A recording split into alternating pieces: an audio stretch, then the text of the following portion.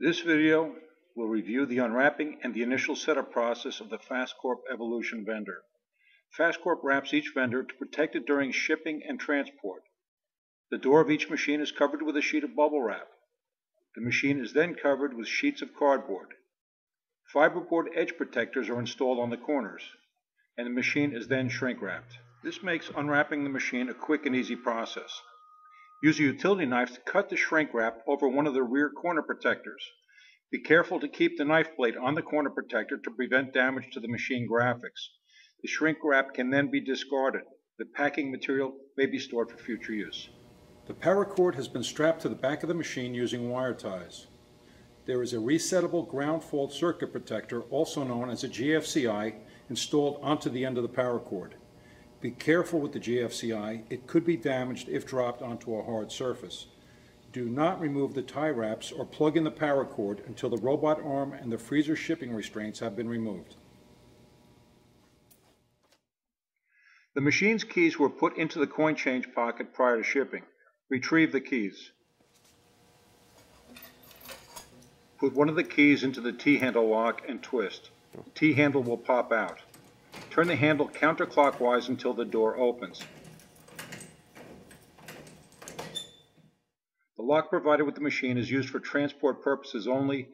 The lock should be replaced before the machine is put on location. The door switch, also known as the service switch or interlock switch, is located on the back of the door below the T-handle. It is the 3-position switch. When the door is closed, the switch pin is pushed in and the machine is in vending mode. When the door is open, the switch is in the middle position and the machine is in service mode. If you pull the switch pin out, the machine will be in vending mode with the door open. Inspect the switch to make sure that it was not damaged during transport. Check each fluorescent lamp to make sure that they have not loosened in their sockets during shipping. The bulbs in the upper fixture can be reached from the back. Slightly twist each bulb to make sure that it's positioned in the holder correctly.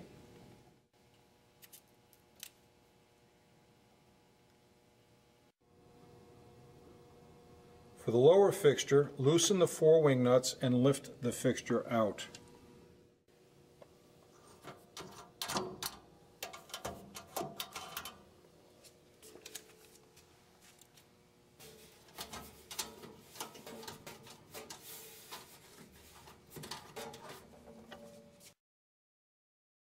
Check the 2 lamps to make sure that they are positioned correctly and centered in the lamp holders.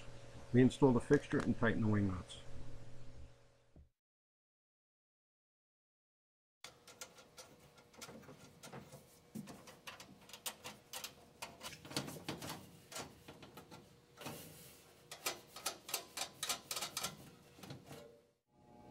The robot arm has been strapped in place to prevent damage during shipping. Fastcorp uses a styrofoam clamshell and a 37-inch long plastic tie wrap to secure the robot. Use your cutter pliers to remove the robot arm tie wrap. Never use scissors or any kind of knife to remove the tie wraps.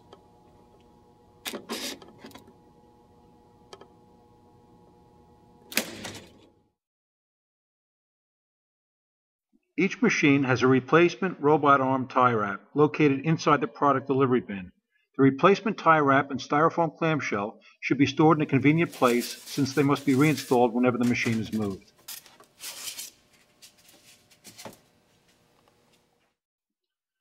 Visually inspect the robot arm. The robot arm should move freely in every direction. There is one last tie wrap holding the robot cable to the lower roller. Use the cutter pliers to cut this tie wrap. Take care not to damage the cable or the roller with the cutters. Move the robot arm to the left side of the cabinet.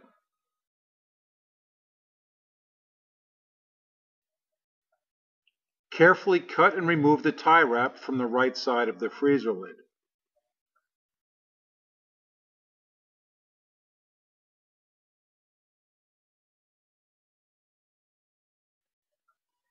Make sure the freezer lid opens and closes freely.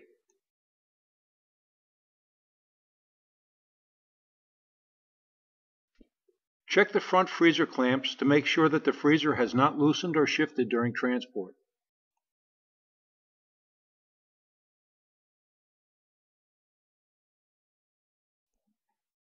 Manually raise the freezer lid lift arm to make sure that the lift pin is centered over the lift arm fork. The freezer lid lift pin is located on a bracket on the right side of the freezer lid. Slowly raise and lower the freezer lid to verify that the lift pin is centered in the fork.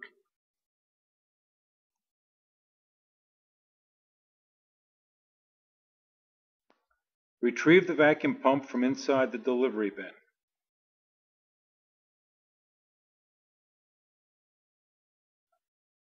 Remove the packing material.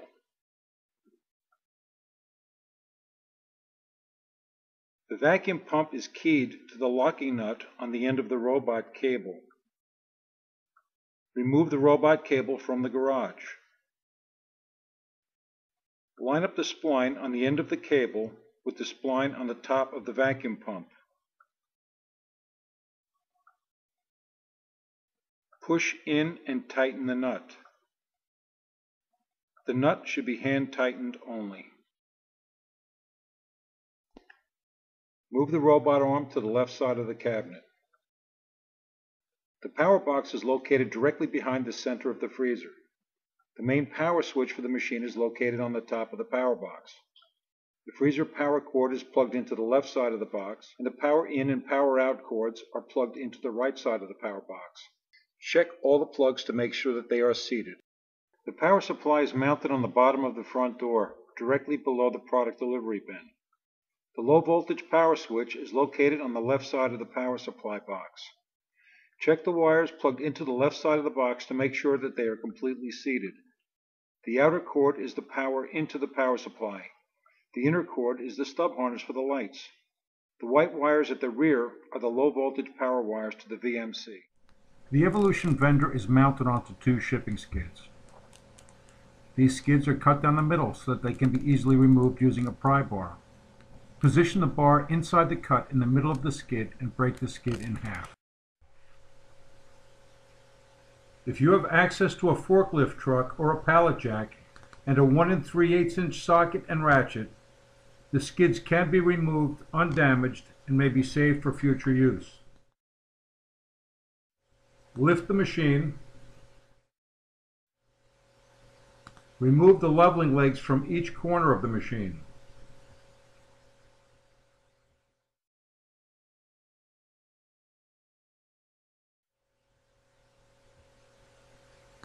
Remove the shipping skids.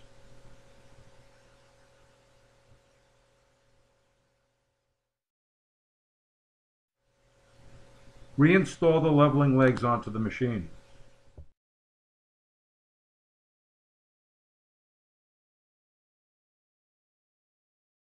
Once the machine is placed onto location, the machine should be leveled. The easiest way to level the machine is to place a bubble level onto the freezer lid. Make minor adjustments to the leveling legs using a pair of pliers. There should never be more than 1 inch or 2.5 centimeters of thread showing on the leveling legs, and the machine should be stable when finished.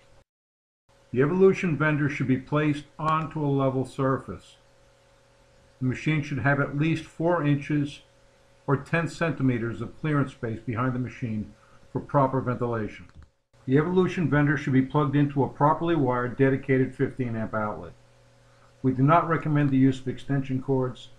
The ground pin on the power cord plug should never be tampered with or removed. Never use anything but cutter pliers to cut tie wraps. And last but not least, never service the machine while the main power switch is turned on, and never unplug or plug in any connectors on the low voltage circuit, and that includes the vending machine controller board and the currency system, while the machine is powered on.